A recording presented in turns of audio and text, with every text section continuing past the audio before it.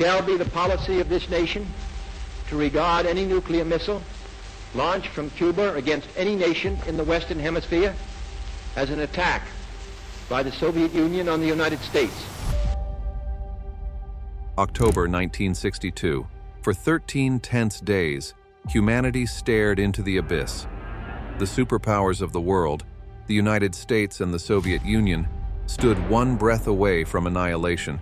A single misunderstood order, one twitching finger on a button, could have erased civilization. The world's fate hung on a few men, Kennedy, Khrushchev, Castro, and the decisions they made in rooms filled with fear. This is the story of how the world almost ended, and how reason, restraint, and sheer luck saved it.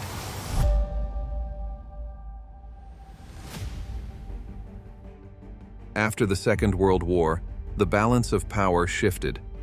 Two nations emerged as giants, the capitalist United States and the communist Soviet Union. Both armed with nuclear weapons, both convinced the other wanted to destroy them. The Cold War wasn't fought with tanks and soldiers, it was fought with ideology, espionage, and fear. In 1961, the rivalry reached boiling point. The Bay of Pigs invasion, a US-backed attempt to overthrow Fidel Castro in Cuba, ended in disaster. Cuba's revolution survived, and Kennedy's young presidency was humiliated on the world stage. Soviet Premier Nikita Khrushchev saw Kennedy as weak, inexperienced, hesitant, perhaps even scared. To him, this was the perfect opportunity to change the global chessboard. At that time, the United States had stationed Jupiter nuclear missiles in Turkey and Italy, weapons capable of reaching Moscow in minutes. The Soviets had no equivalent capability close to American soil. That imbalance haunted Khrushchev, so he made a bold, dangerous decision to secretly place nuclear missiles in Cuba, just 90 miles from Florida, a move that could transform the global power dynamic overnight.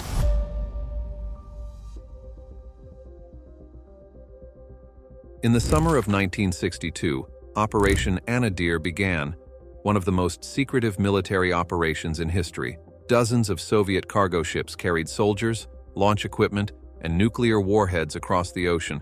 Each ship's crew was told they were transporting farming equipment to a tropical ally. In reality, they carried enough firepower to vaporize most major American cities. The Soviets disguised their operation masterfully. Fake cargo manifests, misleading routes, even false destinations. By September, thousands of Soviet troops had landed in Cuba, blending in as agricultural specialists. Hidden deep in the Cuban countryside, construction began on 6 missile sites. Once completed, these R-12 and R-14 missiles could strike Washington, New York, or Chicago in under 15 minutes. For the first time, the Soviet Union could hold the continental United States hostage, but secrecy never lasts forever. On October 14, 1962, an American U-2 reconnaissance plane flying over western Cuba captured crystal-clear images. Long white missile tubes, concrete launch pads, fueling trucks, Soviet soldiers. When the photos reached Washington, Kennedy's advisors were stunned. The nightmare scenario had come true, nuclear weapons right on America's doorstep.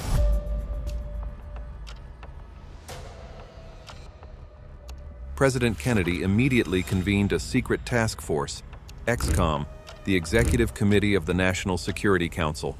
For 7 days, the public remained unaware while a handful of men debated the fate of humanity. The generals demanded action, airstrikes followed by invasion. To them, hesitation was weakness. Secretary of Defense Robert McNamara warned that any attack on Cuba could trigger a Soviet retaliation in Berlin. Then the war would spiral into nuclear exchange. Europe would burn. Kennedy knew he was being tested. If he attacked, millions could die. If he did nothing, the Soviets would win a massive strategic advantage. So he chose a third way, a quarantine of Cuba. Not a blockade, that word meant war, but an armed naval ring around the island to prevent more Soviet ships from arriving. Kennedy's decision bought time, but not much.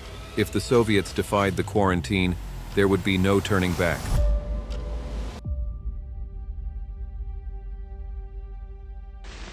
Shall be the policy of this nation to regard any nuclear missile launched from Cuba against any nation in the Western Hemisphere as an attack by the Soviet Union on the United States.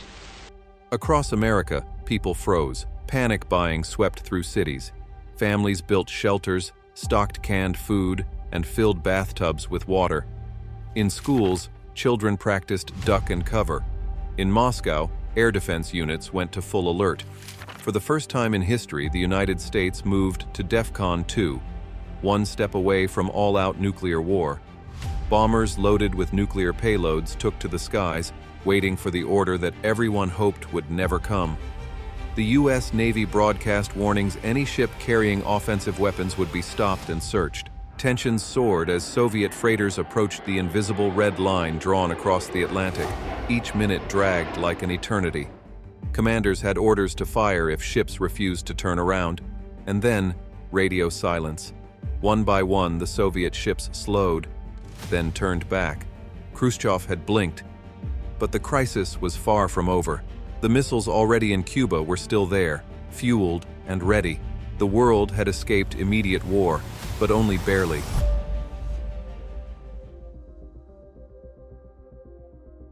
Over the next tense days, communication replaced confrontation. Messages flew back and forth between Washington and Moscow. On October 26th, Khrushchev sent a long, emotional letter. It was personal, almost pleading. He wrote, "If you coolly weigh what will happen after you carry out your plan, you will not be able to control it, because such a chain of events could occur that will be beyond anyone's control." He proposed a trade. If the U.S. promised never to invade Cuba, the Soviets would remove their missiles. The next day, a second letter arrived, harsher, more threatening.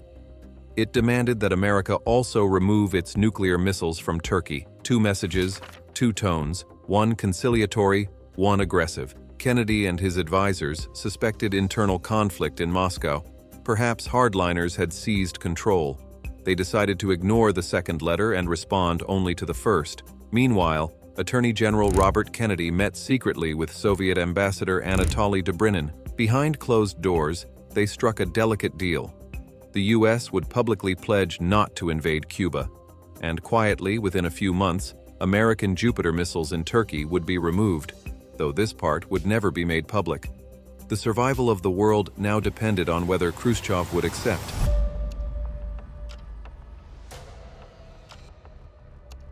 Just as peace seemed possible, disaster struck. A Soviet surface-to-air missile battery opened fire. An American U-2 was hit and crashed. Major Rudolph Anderson, the pilot, was killed instantly, the only combat fatality of the crisis. In Washington, panic erupted. Generals demanded immediate retaliation. They urged Kennedy to bomb the missile sites, but Kennedy refused. He knew that a single retaliatory strike could unleash the apocalypse.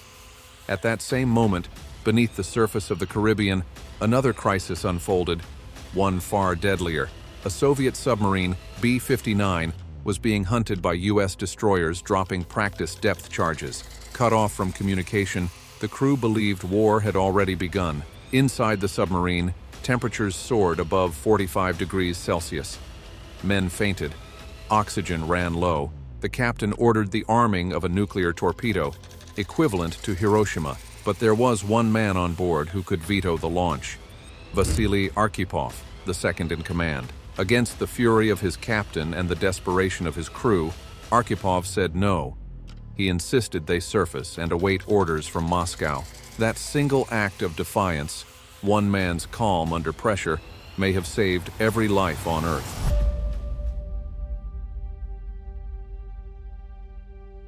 On October 28, 1962, a radio broadcast from Moscow announced the news the world had prayed for. Khrushchev had agreed to remove the missiles from Cuba.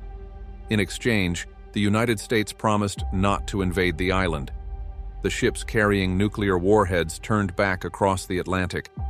American reconnaissance flights confirmed the dismantling of missile sites. After 13 excruciating days, the most dangerous confrontation in human history was finally over. Humanity had stepped back from the brink, but only just.